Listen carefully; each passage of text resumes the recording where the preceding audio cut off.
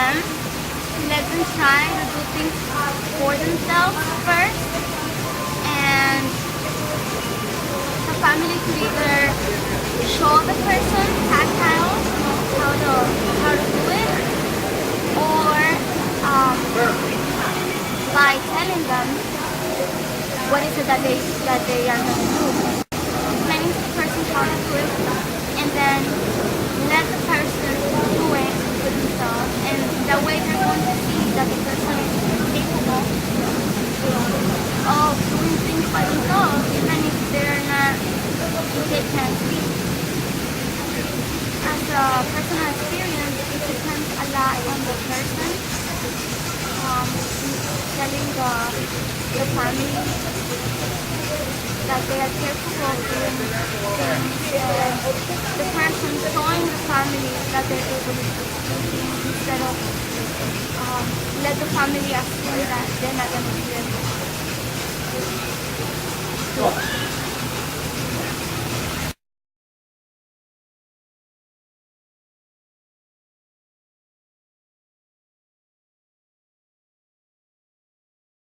And another thing we have to implement in this video is that a lot of our parents don't have the patience to deal with vision challenges and totally blind.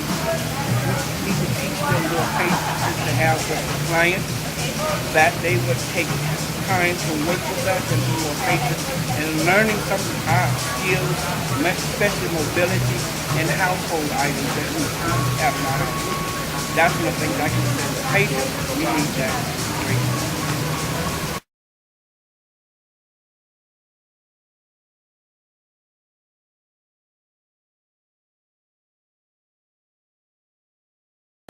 And to add to the sensitivity with family members, I would like to implement also blindfolders on our family. Let them walk around with the blinders on with mobility around the house, around the neighborhood, or even outside. And see, can they mobilize themselves outside with the blinders on? I would like to see that.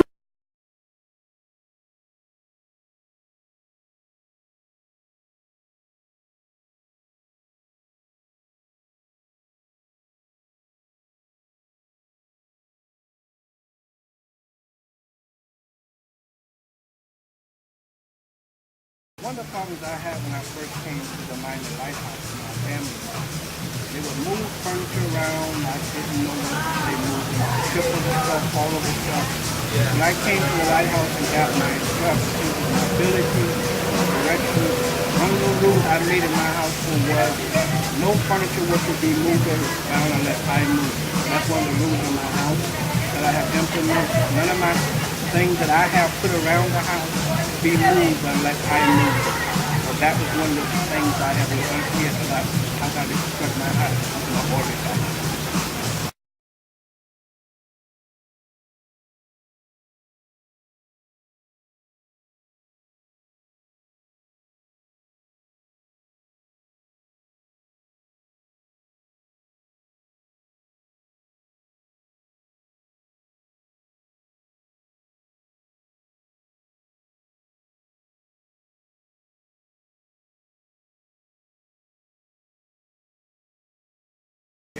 The organization at home on the closet, for example, as far as it goes, let's use the shirts, they go from darker color to lighter color. The same thing is done with the pants. A dark color first, a lesser color next, a darker color bottom. For example, there's going to be a brown, next will be a beige, next will be a black, then you put a neutral, then you put a navy blue, and then you put a white. For example, as far as the shirts go the same way, the shoes is the same thing. You go from a darker color, next to a lighter color, next to a darker color, next to a lighter color. That gives you a contrast, which is easier to find clothes. Same thing, you go to the dress, the polo shirt, same thing. Socks, same thing. You work with a darker color, next to a lighter color, next to a darker color, next to a higher color, a lighter color. As far as organizing things in the bedroom, that's an organizer. You can put in there your pen, you can put in your wallet, your key, and it has 4, 2, 4, compartments. These 6 compartments let you divide the different things in that organized. Perfume, the same thing. You get a tray and you put the perfume that you use for the day. You got your daily one and the one when you go out for special occasion. That's the same thing. As far as the television, the same thing. You have the remote control, which I requested a silver one because it's easier to put the numbers than to a darker one. And everything has to be in its place. Whatever you put your radio, you know the radio stays there, the phone stays there. No way. Don't move anything from its place. Leave it as it is, and it's easier for the person to know where everything is.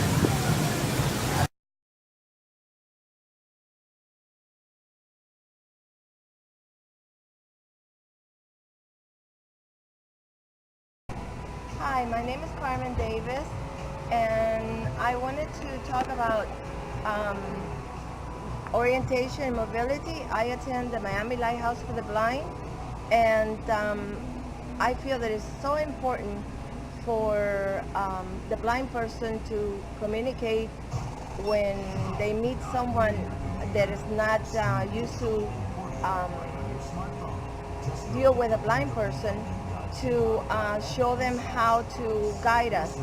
A lot of times sighted people don't know, and the thing that is very important is that you're supposed to ask where the blind person wants to go or what they want to do, and uh, give them your arm or your elbow so you can guide them. This morning I had a really funny experience with an STS driver, which is our transportation from Dade County for disabled people. And the driver took me to Miami Lighthouse for the Blind, and he took me to the entrance that I'm not used to going in, and it's the one where there's steps going up. And instead of telling me to go up the steps, he tried to lift my leg by my calf. And so, I felt bad for the guy because I knew he was trying to be nice, but that is not the way to do it. So I told him, that you're supposed to tell the blind person to go up, not to lift their leg. And so it was a funny experience, but it could have been bad, because what if I would have been a very old person? I could have lost my balance and fallen or something.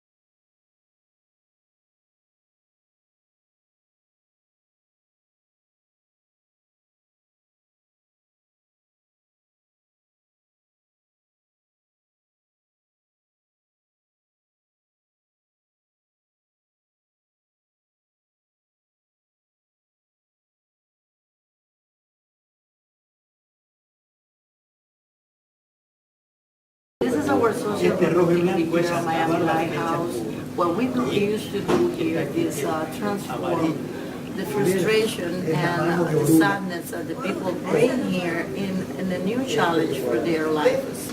We try to build self-esteem and independence in this place. With every manual activity that we create here, the clients gain, abilities that are going to help them in the future. But at the same time, they trust in themselves. It's important for these people that they make the conversion of the frustration that they bring here and the pressure that they bring here in the new challenge. Every piece that we create with them is focused in give them a new way to understand life and things that happen in life. Every piece is very personal.